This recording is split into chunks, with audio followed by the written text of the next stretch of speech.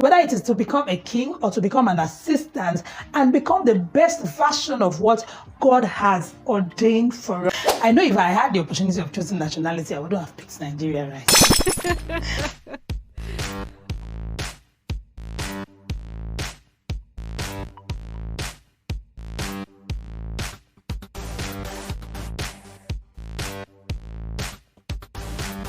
Hello there, I'm Chisom and you're welcome to my channel. Today we're talking about 4 things you must do to live a fulfilled life. If this is your first time on my channel, this is Let's Talk with Chisom.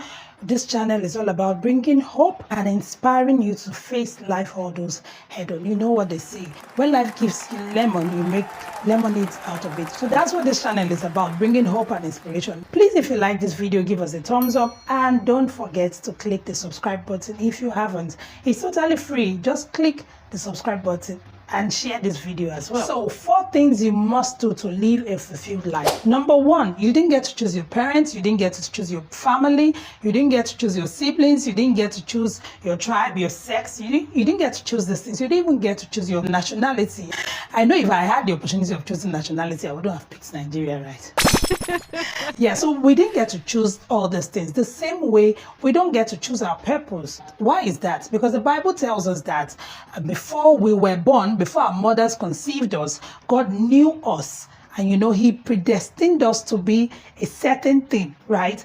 Like in the case of Jeremiah, it was to be a prophet to the nations. So it could be any other thing. God has a plan for bringing you into this world. You weren't a mistake. Understanding that God has a purpose for us, it's safe to leave the driver's seat and let God handle the wheel himself. He knows the thoughts he has for you. They are of good and not of evil, to bring you to an expected end. This is one thing Lot never really understood. When Lot and Abraham had to part ways because their herdsmen were having issues, God had blessed the 2 of them and they were so rich, they had cattle and everything. So Abraham was like, okay, why don't we part ways? So at that point, Lot would have learned from Abraham that Abraham would always ask God, okay, what should I do? Where should I go to? What direction should I take? But no, Lot decided to look. The Bible tells us that he looked at a plain and he saw it was green. It was beautiful. And he said, oh, I'll go to that point. And Abraham was like, sure. Why not go there? So Lot went to the place. The Bible told us in the next chapter that a war broke out where Lot and his family were residing. Him and his entire family were taken captive.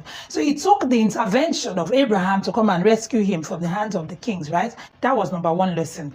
Lot would have learned, okay, probably I shouldn't have dwelt in Sodom. He would have asked the Lord, okay, where should I be exactly? But no, Lot did not learn his lesson. The next thing, God was going to destroy Sodom and Gomorrah.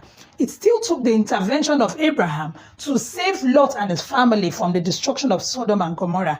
But even at that point, when the angels had brought them out of Sodom and Gomorrah, and the angel said to him, go up into the mountain so that you don't get consumed.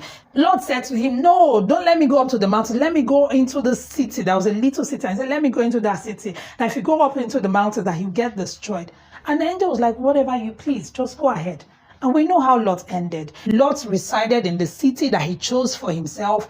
And the daughters ended up single, so they had to sleep with their father, have children, so that their father's name doesn't go extinct. So what does that tell us? It's safe to trust in God fully on things that concern us, not going by sight, not going by what we see, what we feel, and what we think, It's safer for us to trust in the one that made us and knows our purpose. Let him guide us through this journey of life. Number 2, be the best version of what God wants you to be, not what you want to be. Now, why did I say that? When we're growing up, they ask you, what do you want to be in the future? You say, I want to be a broadcaster. Like me, I said, I wanted to be a mass communicator. So I said that you say you want to be a broadcaster, you want to be a doctor, you want to be a lawyer, you want to be an engineer, you want to be all these things. Now, it's safe for us to decide what we want to be, but it's another thing to understand what God wants us to become. That's one thing that Jonathan really understood.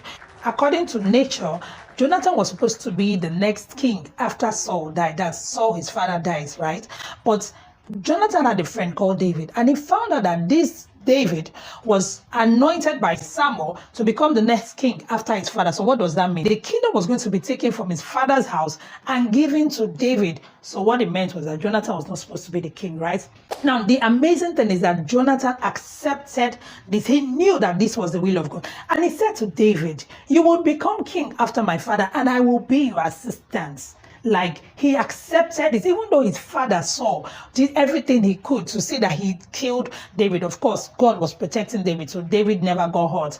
But Jonathan accepted God's will for him. And at the point where Jonathan was going to help him escape from his father, he said to him, in case I don't make it, in case I die, extend this covenant of kindness to my generation, extend it to my offspring. Jonathan was willing to stake his life to protect David. Jonathan was willing to stake his life to become that best version of David's assistant. He was already playing his role as the assistant, even though David had not become king. So it's very important we find out our purpose, whether it is to become a king or to become an assistant, and become the best version of what God has ordained for us. Number 3, do you and let me do me, right? Does that make sense? There is no competition. There is no competition whatsoever. Now, what am I trying to say? You know, when the Bible said that in every great house, there are vessels unto honor and there are vessels unto dishonor. Can you imagine a house where the WC, that's the water system, that's for the toilets, says, I do not want to be a vessel unto dishonor? And then people have to use the toilet without the WC. You want to imagine what's going to be like. Or, people have to use buckets, or people have to use plates. It's going to be a house full of chaos, right? It's going to be messy. It's going to be smelly. It's going to be a bundle of madness. We are puzzle pieces in the hands of God, and God knows, okay, this is your place. This is my place. So if I understand my place and you understand your place, we understand that there is no high position and there is no low position, because the truth of the matter is that even in an establishment, everybody cannot be the MD. Somebody has to be the security man, right? If everybody is the MD, who would secure the place? So every position is important. So it's important we understand that whether our purpose in life is seemingly high or seemingly low, we should understand that whatever space God has created for us, we should accept it, knowing that He has the plan. He knows why He made us, and He knows why He put us there at that time. So it's very important that we accept whatever purpose that God has given to us. We shouldn't look down on it and be like, okay, I was supposed to be the king, and now you've given it to David. Okay, because I'm not the king, I'm not going to accept my role. No, we need to understand that the sky is big enough for all the birds to fly in. There is no competition whatsoever. Number 4, accepting God's will reduce waiting time and avoid unnecessary calamities. Now, why did I say that? Remember the story of Jonah, when God said to him, go to Nineveh, preach to them so that they could turn from their ways, so that I don't destroy them and all that. And Jonah said, no, I'm not going anywhere. Now, Jonah had his reasons. He decided, okay, I'm not doing this, I'm going to run away.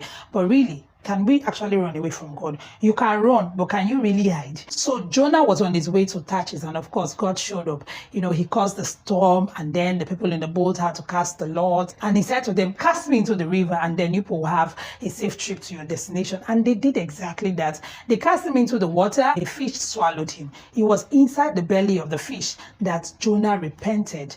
And then God took him back to the same Nineveh he was running away from. That Nigerian movie wasn't really necessary. He didn't have to go through all that. He would have just done what God said he needed to do. What if he was not saved? What if God did not show mercy upon him? And on the other hand, the Israelites, when they came out from the land of Egypt and it was time for them to enter into Canaan, Moses sent out 12 spies to go and spy the land, right? And they stayed for 40 days spying the land. By the time they were back, 10 of them said they could not take the land, and 2 of them, just Joshua and Caleb, said they could take the land. So the Israelites believed that they could not take the land. So God got angry with them and decided that they were going to stay for 40 years in the wilderness.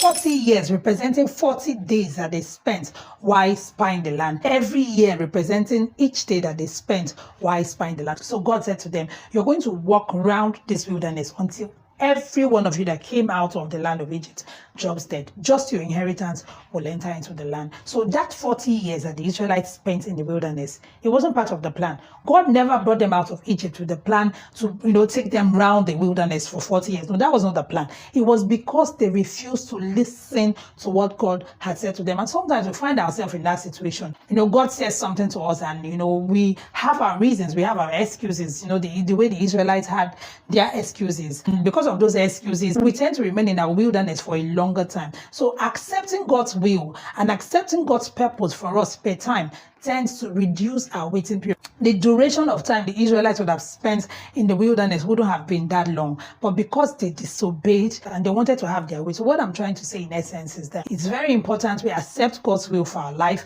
to avoid unnecessary delays and avoid unnecessary calamities. Thank you so much for watching this video. I hope this video has blessed you. Please share this video with a friend, a relative, a loved one, your child, your husband, your wife, Give us a thumbs up if you like this video, and click the subscribe button if you haven't. Please click the subscribe button. Thank you so much for watching. God bless you, and bye-bye.